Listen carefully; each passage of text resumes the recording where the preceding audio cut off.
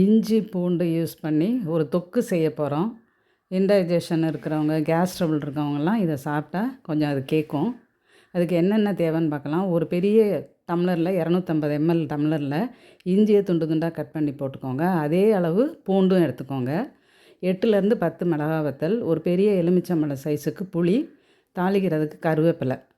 இப்போ இந்த இன்க்ரீடியன்ட்ஸ் எல்லாத்தையும் ஒரு மிக்ஸி ஜாரில் போட்டு நல்லா இந்த மாதிரி ஒரு கொரகொரப்பான ஸ்டேஜுக்கு நீங்கள் அரைச்சி எடுத்துகிட்டு ஒரு பாத்திரத்தில் எண்ணெய் ஊற்றி, எண்ணெய் கொஞ்சம் ஒரு 4-5 டேபிள் ஸ்பூன் அளவு ஊற்றிக்கணும். ஊற்றிட்டு கொஞ்சமாக கடுகு போட்டு இந்த கருவேப்பிலை சத்தம் அடங்குற வரைக்கும் அதை நல்லா நீங்கள் வதக்கி விட்றணும். ஈரப்பதம் இல்லாமல் வதக்கிடுங்க.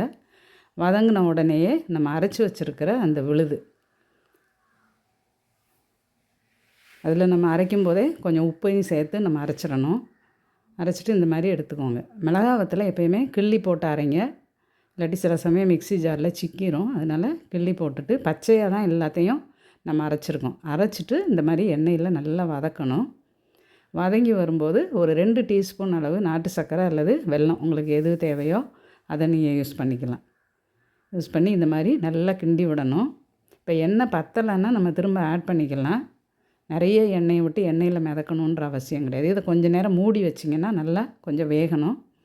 இப்போ எண்ணெய் பத்தாத மாதிரி இருக்குது, அதனால் கொஞ்சமாக சூடு பண்ணி இதில் நீங்கள் ஊற்றிக்கணும். பச்சையாக ஊற்றாமல் கொஞ்சமாக சூடு பண்ணி தேவைக்கு தகுந்த மாதிரி நீங்கள் ஊற்றிக்கலாம். இந்த ஸ்டேஜில் உப்பு பத்தலை அப்படின்னாலும் கூட நீங்கள் லேசாக டேஸ்ட் பார்த்துட்டு உப்பு போட்டுக்கலாம். இப்போ நீங்கள் நான்ஸ்டிக் குக்வேரில் சமைச்சாலும் சரி அல்லது ஸ்டெயின்லெஸ் ஸ்டீல் வெசலாக இருந்தாலும் சரி, அது கீழே ஒட்டாத அளவுக்கு அது இருக்கணும். அப்படி இருந்ததுன்னா அந்த கன்சிஸ்டன்சி கரெக்டாக இருக்குது அப்படின்னு அர்த்தம். வாரத்தில் ஒரு நாள் நீங்கள் செஞ்சு வச்சிங்கன்னா அந்த வாரம் பூரா ஒரு 4-5 பேர் இருக்க ஃபேமிலிக்கு இது போதுமானதாக இருக்கும். நிறைய எண்ணெய் ஊற்றி எண்ணெயில் ஊறணும்னு அவசியம் கிடையாது. இது கேஸ் ட்ரபிள் இந்த மாதிரி அஜீரணத்துக்கு யூஸ் பண்ணுற மருந்தாக இருக்கிறதுனால எண்ணெய் கம்மியாக ஊற்றியே நீங்கள் செய்யலாம். இது மாதிரி செய்து பாருங்கள், டேஸ்ட்டு ரொம்பவே நல்லாயிருக்கும்.